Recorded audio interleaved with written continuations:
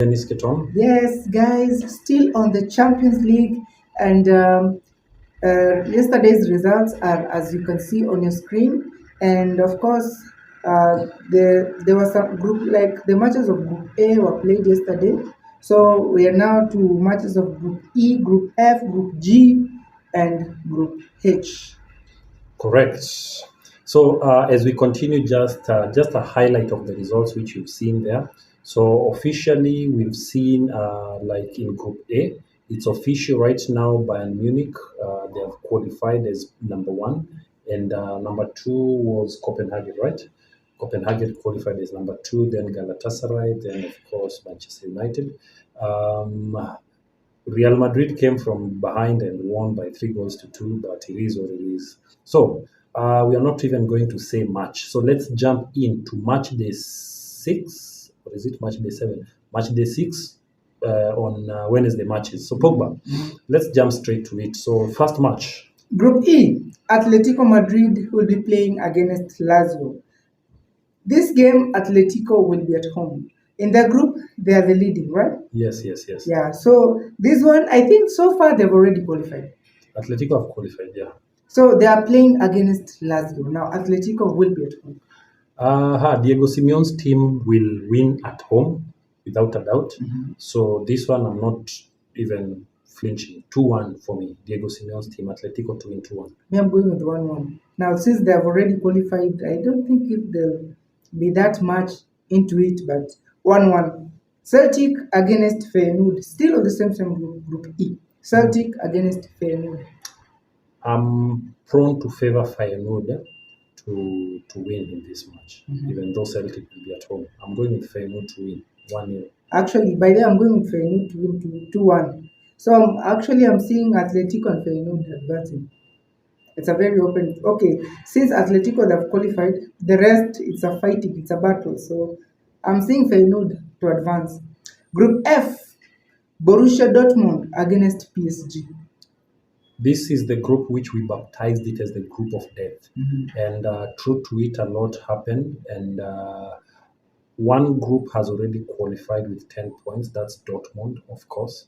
The rest of the 3 teams, they have a fair chance, dependent on what will happen on specifically this Dortmund versus PSG match. So Dortmund in the first leg, when they played PSG at Parc des Princes, PSG got a lead over them. PSG won by 2-0.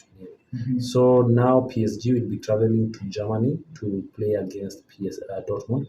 Dortmund, a team that during the weekend they lost. They lost in Bundesliga. On the other side, the PSG won against Nantes, of course, in their league. So the question here is, can Dortmund relax because they have already qualified, or will they be fighting so hard to finish as number one in their pool?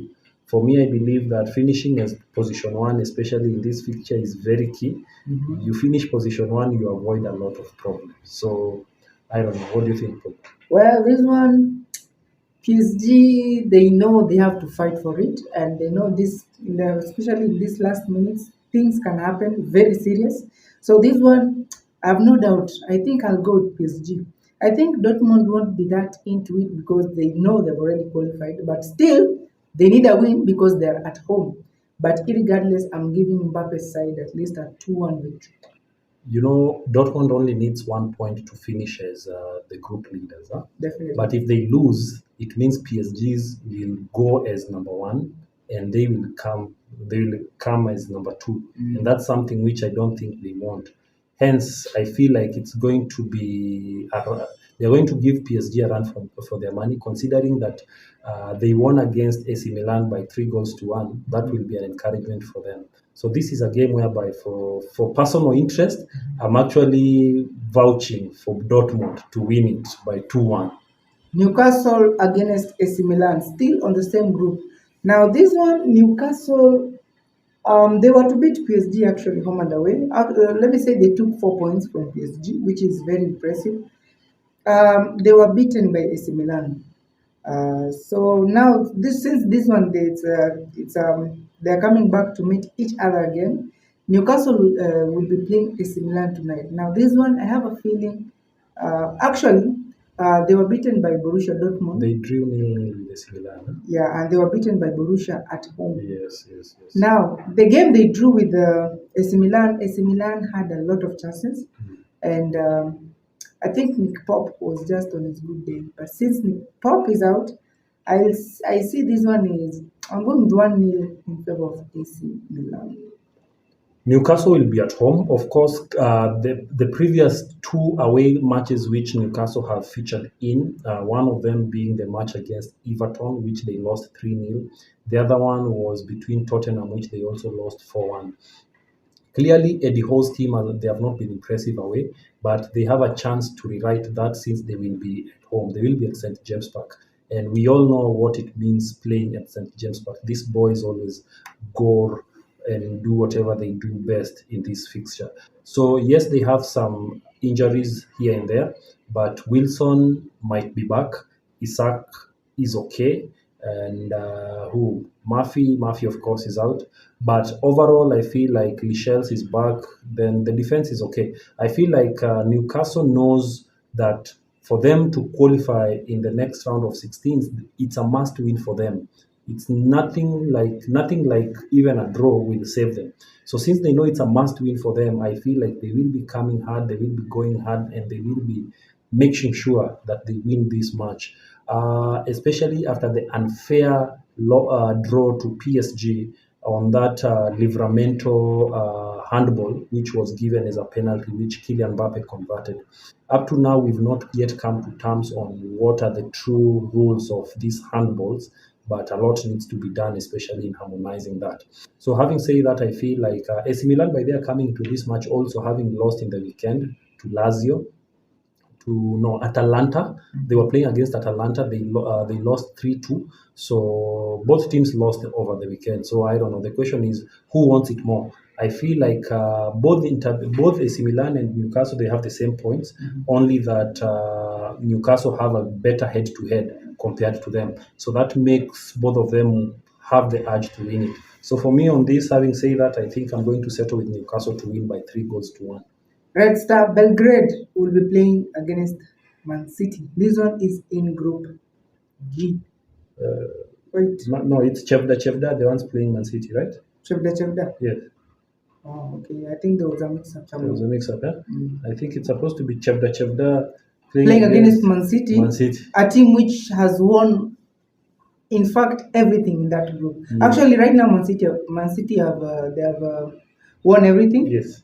Every group. Yes. They have drawn none, they have lost none, they have won everything. Correct. So is that an acronym? Or? No, I call them like that, but they have a difficult name. CRVENA, CRVENA or something. No. Or it's a Red Star. It's Red Star. Okay. See, they'll be playing against MANCITY tonight. This Chevda is confusing me. It's okay. So red what? Red Star Belgrade. Against City. Yep. And City are traveling. And City will be lacking, of course, Erling Haaland, who didn't feature in the Premier League. So regardless of that, guys, don't waste. I'll not waste your time. So give it 4-1 for City. RB Leipzig against Young Boys. I'll favor Leipzig to outdo the Young Boys. So 2-1. 2-1 in favor of RB Leipzig, right? Yes. Actually, same to me. I'm going with RB Leipzig. I'm rooting for you guys. Royal Antwerp against Barcelona FC. You remember Royal Antwerp? They were smashed 5-0?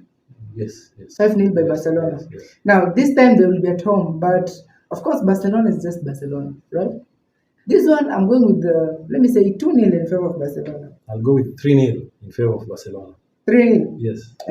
Actually, one thing that I can see about tonight's matches is there are going to be a lot of surprises, which I'm very much sure they'll surprise everyone, and that's the game of football.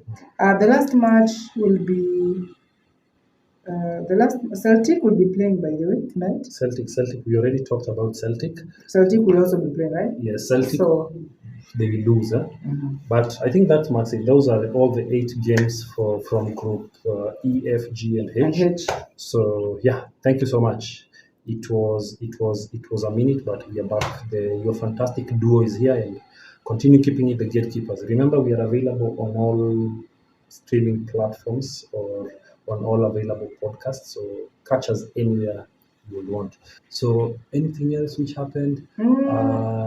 Just a congratulation message to Osime for being Africa Player of the Year, Morocco being the Team of the Year. That's the Walide. What? The coach for Morocco, who was called? Wahid? Walid. Yeah. Congratulations. He was Coach of the year. He deserves it. Who else are we congratulating here? Yeah, and all those who won in the CAF, presentations, congratulations to you all. So where were they held specifically? The venue? The venue, forgotten the venue. Here in Africa, right? Yeah, it was in Africa. Oh, yeah. Because Eric Tinjiru traveled to that event. I thought it was somewhere in Europe. I could have said there's some radio. They don't know very well. No. It is what it is. And anyway, let's conclude it, guys. So until next time, we will be coming back, of course, with the Premier League in the next few days. Of course, big game will be played. Liverpool will be facing Man City. So keep it the Gatekeepers TV. It's about